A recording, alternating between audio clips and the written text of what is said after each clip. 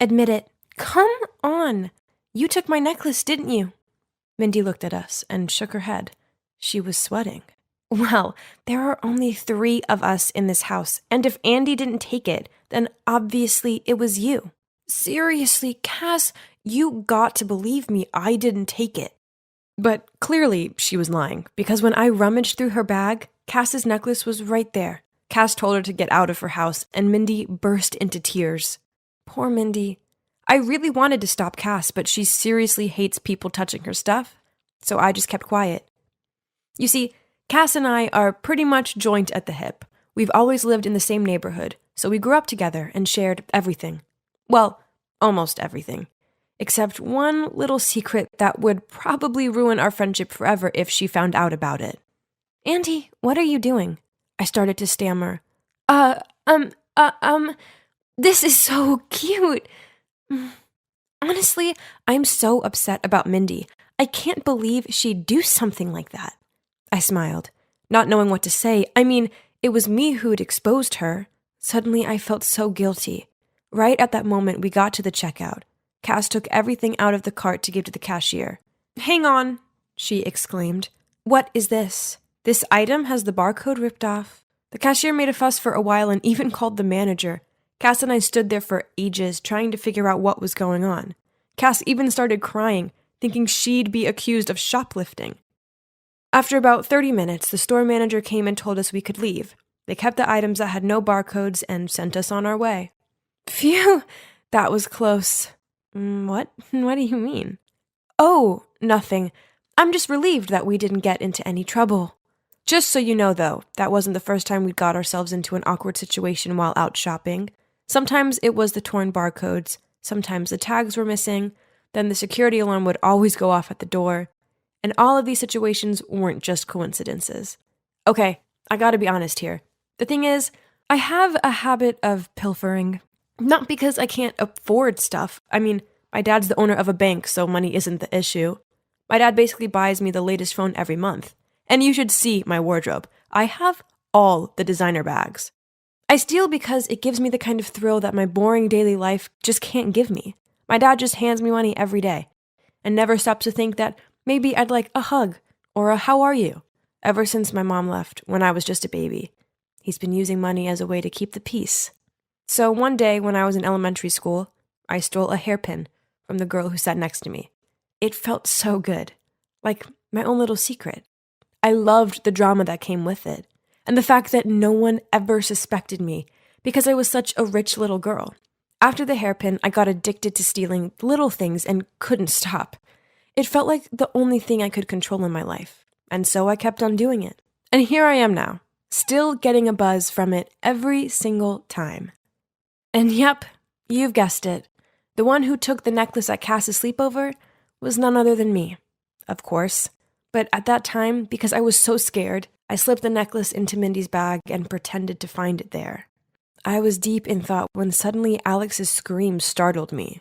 Guys, I've lost my unicorn pen. You know, the pen that glows? The whole class was suddenly in uproar. Some friends were trying to look for it. Meanwhile, Alex was walking straight towards me. Andrea must have taken it. This morning when I took out the pen, me and her were the only ones in here. I looked up at Alex, my heart pounding in my chest. This is it. I'm so done this time. Then I suddenly looked over at Scott Parker, the cute boy who just transferred to our class. Oh no, I couldn't give him a bad impression of me. I had to quickly think of a way out of this. You waited until I went to the bathroom to take it, didn't you? Alex, I'd never do such a thing. Besides, I have loads of nice pens. In fact, you can have one if you'd like. I pulled out a beautiful pink rhinestone pen from my pencil case and handed it to Alex. While Alex stared in awe at my pen, I suggested everyone go check their lockers to see if her pen was there. Sure enough, right by the lockers was the glowing unicorn pen she'd lost, right in front of Scott. I picked up the pen and handed it to Alex. I'm so upset you thought I'd steal this from you, but it's okay. At least we found it. Alex blushed and apologized to me. Our other friends also blamed Alex for not looking for it carefully enough and for jumping to conclusions about me. Next time, don't be so silly. Andrea's a good person. Besides, her family is so wealthy. Why would she need to steal a pen from you? I just smiled and walked away.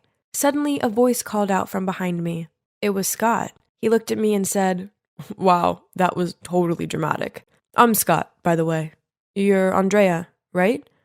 I'm sorry if this is a bit forward, but here's my number." Excuse me? Am I dreaming? Of course, I texted him as soon as I got home. He said he was so impressed with how I'd handled being blamed for the whole thing. Soon we were chatting every day, and eventually he asked me to be his girlfriend. I was so happy. But there was just one small problem. Ever since we'd started dating, I felt really ashamed about my bad habit of stealing things. I was determined to give it up, but it wasn't going to be easy. One day, Scott came to pick me up and asked if I wanted to go to the bookstore. Bookstore? No, I don't want to go there. Can we go somewhere else? Please? Seeing me panic like that, Scott looked puzzled. Then he suggested we go to his place to watch a movie, which I was fine with. Hopefully there would be no temptations for stealing there. A middle-aged woman opened the door for us at Scott's place. "Oh, this is Sandra, our maid." "Hi, Sandra. I'm Andrea." But instead of saying hi back, Sandra just stared at me in a seriously creepy way. It actually sent shivers down my spine. After watching the movie, Scott and his mom invited me to stay for dinner. Scott's mother, Mrs. Doris Parker, was really sweet, and we had some interesting chats. While waiting for dessert, I got up to go to the bathroom. But as I stepped out there, I almost bumped into Sandra. She was just standing there staring at me again. Sorry." She didn't say anything, but just kept staring at me in this weird way. Oh my gosh, why was she looking at me like that? The next morning at school, Scott told me his mother had just lost a valuable ring. She had a jewelry tray next to the bathroom sink, and after washing her hands, she'd forgotten to put her ring on. After dinner, the ring was no longer there. I comforted Scott, then made an excuse to go to the ladies' room. I needed to seriously think about this. Honestly, I'd tried my best to not get the urge to steal at Scott's place. But when I'd seen Doris's beautiful ring, no, I had to find a way to return it. No one could find out about this. And I had sworn to myself that I would never let this happen again. "Hello, Huh? Where's Sandra?" "Oh, she was fired. Mrs. Parker said Sandra had stolen her jewelry. Anyway, may I help you?" Oh no, I had to return this ring immediately. Poor Sandra. Scott came down for me and said he'd make dinner. I glanced through the window to find Doris was having tea in the garden. This was my chance. I snuck up to her room, quietly tiptoed in, and headed towards her jewelry box. Suddenly, the light came on. "Tell me, what on earth are you doing here?" I quickly turned around, dropping the ring to the floor. Mindy? Why are you here?" "I'm Scott's cousin. So it was you who stole the ring. I can't believe my cousin is dating you." Hearing the noise, Scott and his mom ran upstairs, while I was still dumbfounded and speechless. "It was you who stole Cass's necklace too, wasn't it? She won't even speak to me because of you." "I'm so sorry. I know it's not okay, but I couldn't stop myself. I've been feeling so guilty, so that's why I'm returning it." I was still kneeling on the ground when a hand reached out to me and helped me stand up. "I'll handle this. Come on, let's have a chat outside, shall we?" Turns out Mrs. Parker is a therapist. She could see I had a problem and offered to help me. I told her how guilty I'd been feeling about Sandra getting fired and asked Doris if she could call her for me so I could apologize. 30 minutes later, Sandra arrived. As soon as Doris saw her, she apologized and offered her the job back. But no, ma'am. I was the one who stole it, and I deserve to be punished. "I'm sorry. Sandra, I've already confessed to Mrs. Parker that I stole the ring. I didn't mean to get you fired. I just couldn't help it. You didn't do anything wrong. It was me. I was greedy. She is innocent." What on earth is going on? Obviously, I was the thief, so why was she defending me? Why are you doing this? Do we know each other, Sandra? And that's when the truth came pouring out. Sandra was my mom. Yeah, I don't know how this is possible either. So according to her words, she'd had a huge fight with my dad when I was a baby, and she'd fled to another city where she found a job working for Scott's family. When they moved to Seattle, she came with them. Even though she was nervous about returning back to where me and my dad were, she'd carried so much guilt about leaving us, and never in a million years did she expect to bump into me at Scott's house. I was so shocked I couldn't even speak. I'd imagined this moment my whole life, And now, here I was, standing face to face with her, and she'd even taken the blame for me. I couldn't believe it. Mom, I'm so sorry that I stole the ring. I can't believe you're really here. Sweetie, you don't need to apologize. I'm the one who will be apologizing for the rest of my life, abandoning my daughter like that. What kind of mom am I? How will you ever forgive me? We stood there, hugging for what felt like forever, and I knew in that moment that I'd never steal again. Doris diagnosed me as having kleptomania due to a lack of love from my mom. But now that my mom was back, I had no reason to seek out those thrills from stealing. I had everything I needed right here. There were a few moments where I almost stole again, but Doris told me to call my mom as soon as I felt the urge, and when my mom picked up the phone and I heard her voice, the urge faded, and I felt so much better. Scott and Cass and Mindy forgave me after Doris sat them all down and explained more about my addiction and where it stemmed from. Now, Scott and I are still together, and I see my mom every day at Scott's place. My dad hasn't forgiven my mom for leaving yet, but baby steps. Finally, I feel like everything is complete, and my pilfering is a thing of the past.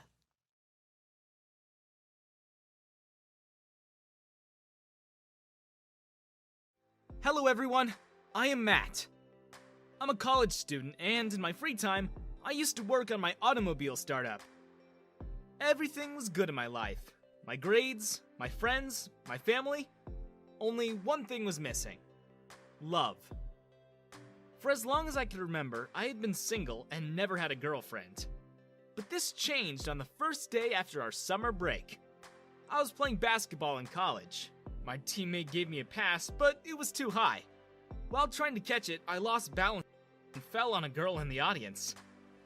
She looked so beautiful. Her eyes, her hair, her lips, everything was perfect. Hey, sorry. I hope I didn't hurt you, I said.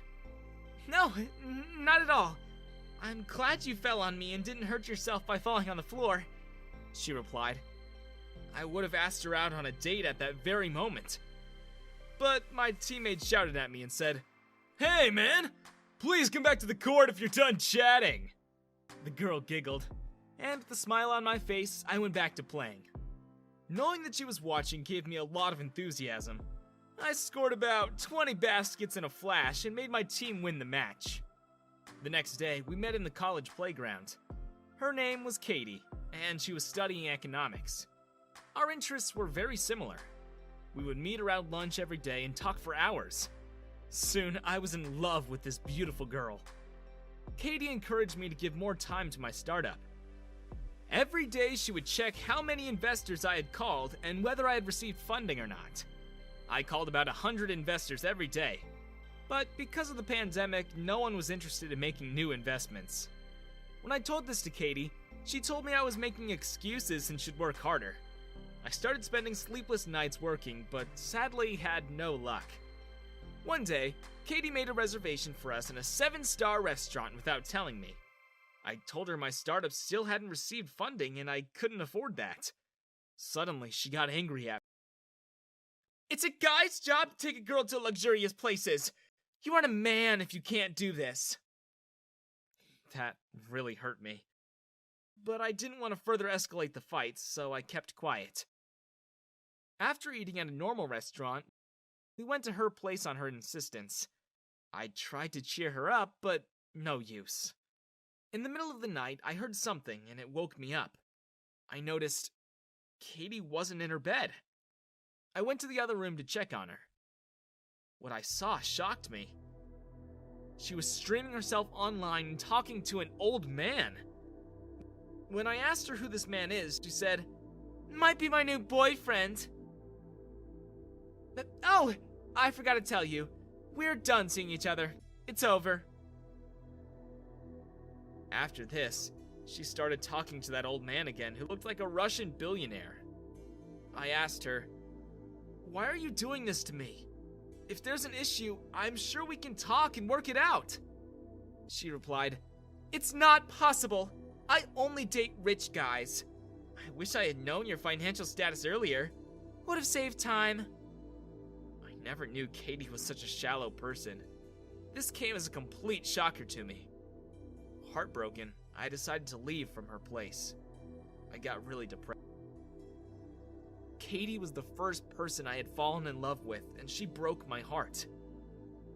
From that day on, I started working day and night on my startup so I don't think about her. I sent letters to multiple venture capitalists so I could get funding. I even put out a job opening so I could expand my team and increase the output.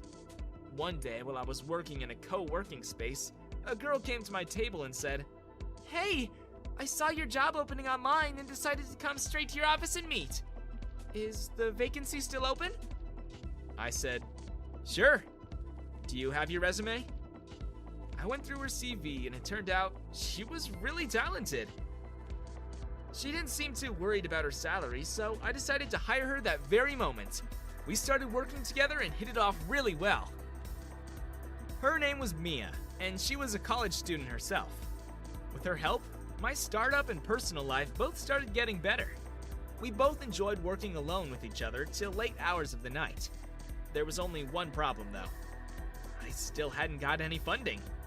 I was running out of money. I figured that there was only one option to keep the company running. I'll have to lay off Mia. This was a very tough decision for me as I had actually started liking her. But every time I would try to confess, I would be reminded of Katie and stop myself. One morning, as I was preparing how to give her the bad news, she came to my table and said, "Hey, I had written to a few investors for funding myself. Luckily, one did reply and has agreed to give some money." She showed me the letter and it made me so happy. Although it was a very small amount, it was enough for us and I didn't need to fire her. It happened quite a few times. Somehow, Mia was able to arrange small amounts of money at just the right time to keep the company running.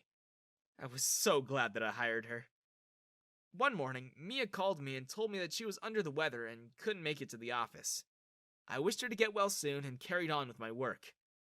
At around midday, though, I was paid a visit by someone I never expected to meet again. It was Katie. She had a big suitcase in her hand. I asked, "Hey, what are you doing here?" She told me, "I wanted to see you, Matt. What I had done was wrong, and that's why I wanted to apologize." I told her that I had moved on and it was alright. But then she said, "I still haven't moved on, Matt. I still love you. And to prove my love, I have brought with me $1 million in this suitcase. I told that Russian man about you and he's agreed to give you this funding." I was shocked. I never expected my dream would be fulfilled in such a manner. Then Katie continued, "I have only one condition. If you want this money, you'll have to fire Mia. I've seen your Insta stories with that girl, and you being around her makes me very jealous." Her condition left me speechless. I had to make a decision at that very moment. On one side was my startup. I had worked really hard on it, and funding of $1 million could give my business a huge boost. And on the other side was Mia, a girl who had stood by me through thick and thin, a girl who had worked with me day and night, like this was her own startup. That's when it hit me. I couldn't let go of Mia. I was in love with her, I told Katie. "Thanks for your help, but unfortunately, I'll have to reject your offer." After saying this, I ran from there. I had to tell Mia about my feelings. I left the office building, but as I was running towards the taxi, I bumped into Mia. She was standing with an old man outside the office.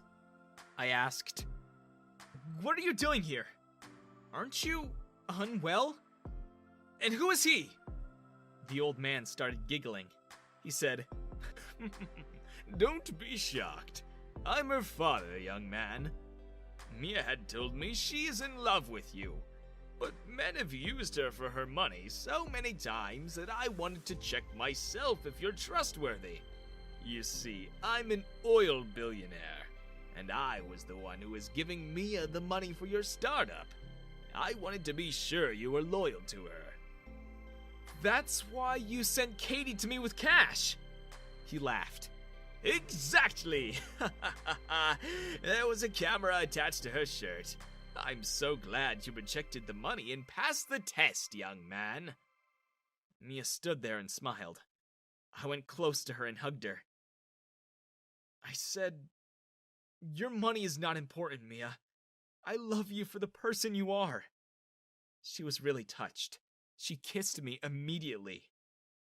Also, you can keep that bag of money, young man, her father said.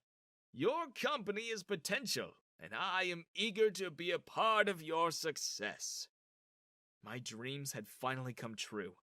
I was in a relationship with the love of my life, and now my startup was taking off too. Taking off